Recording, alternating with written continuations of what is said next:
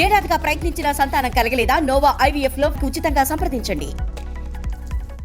అట్లా ఫస్ట్ పరిచయం ఉన్న బ్యాచ్ ఎవరు సార్? డైరెక్టర్స్లో రామ్ గోపాల్ వర్మ. ఓహో, ఓకే. అప్పుడు శివ సినిమా ఆయన వర్క్ చేసుకుంటున్నారు. ఓకే. ఆయన నాకు కొంతమంది యాక్టర్లు కావాలి, ప్రాక్సీ యాక్టర్స్. ప్రాక్సీగా అంటే నాగార్జున బదులు ఒక అమల పక్కన, అంటే అప్పుడు అమల నాగార్జున అని కూడా మాకేం తెలియదు. హీరో ఊరికే ప్రాక్సీగా ఇట్లా నేను కొన్ని చిన్న వీడియోలు తీసుకుంటాను సీన్లని. ఆ సీన్లు ఇంప్రవైజేషన్ చేసుకుంటూ కొంతమందిని ఇచ్చాను నేను అప్పుడు పిల్లల్ని. మీరు వీళ్ళతో ప్రాక్టీస్ చేయండి, వాళ్ళకే ఉపయోగపడుతుంది. అవును, ప్రాక్టీస్ బేస్డ్ కదా అది. యాక్టింగ్ నేర్పేది ఇక్కడ ప్రాక్టీస్ బేస్డే. మా కెమెరా ఉంది ఇన్స్టిట్యూట్లో, దాని ముందు కూడా నేర్పేవాళ్ళం. సో ఇది వీడికి ఒక కొత్త ఎక్స్పీరియన్స్ అని వీళ్ళని చూసుకున్నాడు ఆయన. కొన్ని సీన్స్ అందులో ఉండే సీన్సే చేసాడు, నేను పెద్ద పట్టించుకోలేదు. నా పనిలో నేనున్నాను, ఆయన VCR పెట్టుకుని అవి చూసుకుంటూ ఉండేవాడు. అలా రాము పరిచయం. ఏమన్నా తీసుకెళ్లారు మన ఇన్స్టిట్యూట్ నుంచి ఆ సినిమాకి? అంతమంది ఉన్నారు. శివ సినిమాలో చిన్న అనే అబ్బాయి ఉన్నాడు, చిన్న అనే ఆర్టిస్ట్. ఉత్తేజ్ ఉన్నాడు. ఓకే, మన దగ్గర నుంచి. ఓకే, ఉత్తేజ్ అసలు నాకు నాది ఇట్లా సంబంధం లేదు, కానీ వర్క్షాప్స్ కండక్ట్ చేసేవాళ్ళం, యాక్టింగ్ వర్క్షాపులు. నేను దీక్షిత్ అని నా ఫ్రెండ్, ఇద్దరం కలిసి. సో అప్పుడు ఉత్తేజ్ చిన్న కుర్రాడు, చాలా అద్భుతమైనటువంటి విషయం ఉన్న కుర్రాడు, మంచి వాడి హ్యాండ్ రైటింగ్ అద్భుతంగా ఉంటుంది. అప్పుడు అది అసిస్టెంట్ డైరెక్టర్లకి హ్యాండ్ రైటింగ్ని బట్టి ప్రత్యేకంగా సెలెక్ట్ చేసుకునేవాడు. ఇదో పెద్ద క్వాలిఫికేషన్ వాడికి. సో నాకు వాడంటే చాలా ఇష్టం, అతను అందరూ ప్రేమిస్తారు. అందులో కొత్త మొత్తం ఉందంతా కొత్త JD చక్రవర్తి దగ్గర నుంచి అందరూ. ఆ JD చక్రవర్తినేమో త్యాగరాయ గానసభలో మేము వర్క్షాప్ కండక్ట్ చేసేవాళ్ళం. ఓకే. అందులో అతను కూడాను వన్ ఆఫ్ ది స్టూడెంట్స్ అన్నమాట. ఓకే. అయితే అతనేమి అంటే కొంతమంది ఎక్నాలెడ్జ్ చేస్తారు, కొంతమంది ఎక్నాలెడ్జ్ చేయరు. నాకేం అభ్యంతరం లేదు. నేను ఫలానా వాడు మనవాడే, నేను ఆ దగ్గరే ట్రైనింగ్ చేశాడు, నాకు అసలు అవసరం లేదు, నేను అసలు క్లెయిమ్ చేసుకోను. కానీ అతను has developed on his own. చెప్పాను వీళ్ళకి ఇట్లా కాస్టింగ్ కావాలంటే. ఉత్తేజ్ అప్పటికి అసిస్టెంట్కి జాయిన్ అయినాడు అక్కడ. ఈ అబ్బాయి బాగానే ఉన్నాడు, తీసుకెళ్ళరా అంటే తీసుకెళ్ళాడు. అతను సెలెక్ట్ అయ్యాడు. అసలు అంతకుముందు ఆ క్యారెక్టర్కి వినోద్ బాలా అని అనుకునేవాళ్ళు. వినోద్ బాలా మంచి ఆర్టిస్టు, తెలుసు. వినోద్ బాలా ఇతనికంటే కొంచెం ఇతను హైట్ ఉన్నాడని చెప్పి అతన్ని తీసుకున్నారు. అట్లాగా అటాచ్మెంట్ను ఇన్స్టిట్యూట్లో నా గురించి ఒక మంచి పాజిటివ్ టాక్. ఫస్ట్ మీకు వర్మగా. ఆ తర్వాత రాము దగ్గర అసిస్టెంట్లుగా పనిచేసిన చాలామంది. తర్వాత గుణశేఖర్ గారు బాగా పరిచయం అయినారు. శివనాగేశ్వరరావు గారు కోఆర్డినేటర్గా ఉండేవారు ఆయన. తర్వాత ఇంకా శోభను, యోగి, వీళ్ళంతా ఆ పాత బ్యాచ్. ఆ కృష్ణవంశీ గారు, వీళ్ళంతా రాము దగ్గర నుంచి వచ్చినటువంటి బ్యాచ్ కదా. వాళ్ళందరికీ నేను పరిచయం అయినా.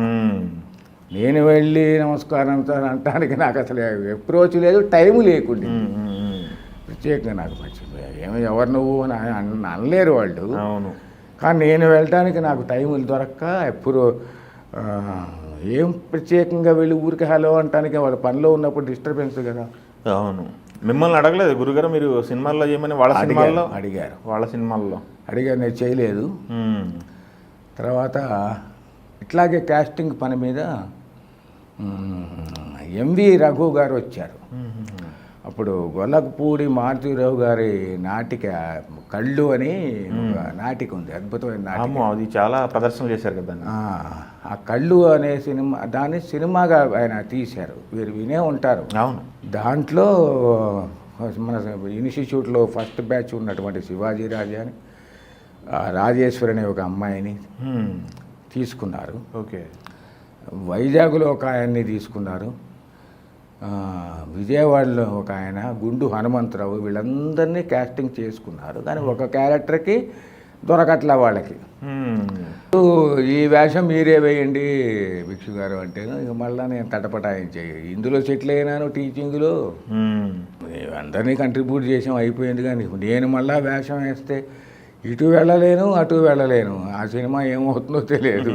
అదేమో కొంచెం ప్యారలల్ మూవీగా తీస్తారు అని ఊహించింది, కానీ సబ్జెక్ట్ అటువంటిది.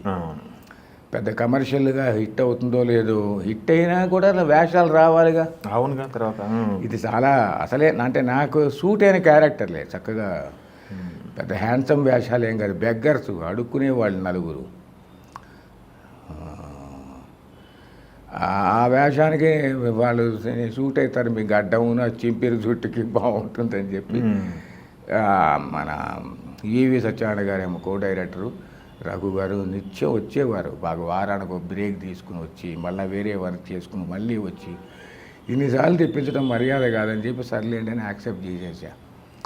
అది ఆ సినిమా ఒకటి నేను అందులో వేషం వేశాను, ఆ కళ్ళు అనే సినిమాలో. అవును. అప్పుడు అన్నీ చూసాము, ఇట్లాగ పరిస్థితి, వీళ్ళందరూ పరిచయం అయినారు. అది పర్వాలేదు, 50 రోజులు ఆడింది అక్కడ పెద్దవాళ్ళు. ఆ టాయే ఉంది, నేను కూడా వెళ్ళాను ఆ ఫంక్షన్కి వెళ్ళా విజయవాడలో. బాగుంది అది, అదొక మంచి ఎక్స్పీరియన్స్. అవును. అక్కడే 45 రోజులు ఉన్నాము వైజాగ్లో. వర్క్షాప్స్ కండక్ట్ చేసి బాగా తీయించాడు ఆయన, డైరెక్షన్ చేశారు. చూసారా మీరు ఏమైనా? చూసాను సార్, వెళ్ళేవాళ్ళు. బాగుంటుంది సినిమా అది, మంచి సినిమా అది. దాని తర్వాత వేషాలు ఏమన్నా వచ్చినాయి. రాము ఇచ్చాడు సినిమాలో, మనీ అనే సినిమాలో. రాము గారు చెప్పిన తర్వాత నేను పెద్ద వేషం అది మనీ సినిమాలో. ఫస్ట్ 18 సీన్లు ఉండేది. ఆ తర్వాత వాళ్ళకి ఏదో మళ్ళీ స్క్రీనింగ్ వేయించుకుని ఇట్లా కాదులే అని చెప్పి మళ్ళా స్టోరీ లైన్ ఏదో మార్చుకుని వేరే బ్రహ్మానందం ట్రాకు అవన్నీ కొంచెం ఎక్కువ డెవలప్ చేసి అది కొంచెం ఆకట్టుకుంటుంది కదా. అదే నాదేమో లోకి కామెడీ సీన్, అదేమో హైకి కామెడీ సీన్. సో అది బాగా పడుతుందని చెప్పి అది డెవలప్ చేసి ఈ వేషం కొద్దిగా కట్ చేశారు మనీ సినిమాలో. ప్రొఫెషనల్ కిల్లర్ నేను, ప్రకాష్ రాజు గారు, పరేష్ రైవాల్ వాళ్ళని చాలా మంచి ఎలివేట్ చేశాడు, మంచి వేషం. కానీ ఇదంతా ఎడిట్ అయిపోయింది. సరే అట్లాగా శివనాగేశ్వరరావు గారు మళ్ళీ ఆయన 1/2లో నాకు వేషం ఇవ్వడం, అదొక ప్రత్యేకమైన వేషం. ఓన్లీ రియాక్షన్సే, డైలాగ్ ఉండదు.